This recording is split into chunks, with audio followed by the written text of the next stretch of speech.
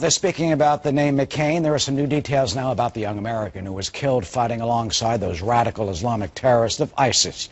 The Pentagon confirming that Douglas McAuthur McCain was killed inside Syria over the weekend. His death raising even more concerns about the estimated dozen or so Americans, not to mention more than 500 British passport holders who it's believed have joined the extremists on the battlefield. It does bring home to us, and it's a stark reminder of the real threat of foreign fighters inside an organization like ISIL. And when we speak about the immediacy of the threat that ISIL poses, this is one of those factors. Peter Ducey, live in Washington with the latest. Peter, first, his rather ironic, strange name, Douglas MacArthur McCain, reflect two great American war heroes. What is his family saying about his death alongside those militants this morning? Eric, the McCain family says they talked to him on Friday and thought he was in Turkey, with a cousin saying then they just got a call from the State Department with the news Douglas was killed in Syria. Relatives also report Douglas had strong Muslim beliefs, but they don't know if he was fighting anyone.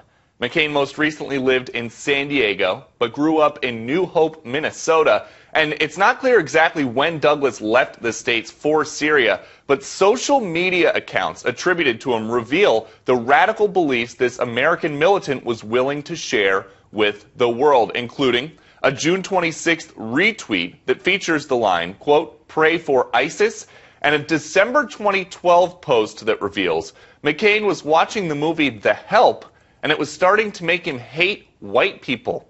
His criminal history here in the States is pretty thin, filled up with minor traffic offenses. The New York Times says that as a kid, McCain liked to root for the Chicago Bulls, and neighbors remember seeing McCain play basketball with other kids in the apartment complex. Eric? Yeah, now there also is another ISIS hostage, an American woman. Of course, there's Stephen Sotloff, who is the American journalist. There was James Foley.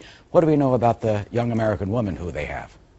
Eric, she's 26 years old and hails from the west coast of the United States. But right now, the rest of her identity is being kept secret for her safety. This unidentified American hostage was working with 3 humanitarian groups in Syria when she was kidnapped last year, and she is the 3rd American known to have been held by ISIS militants, who publicly claim now that they're holding Americans to get even with the U.S. government for airstrikes in Iraq, but privately they are reportedly demanding $6.6 million for her return. Eric? All right, Peter, thanks for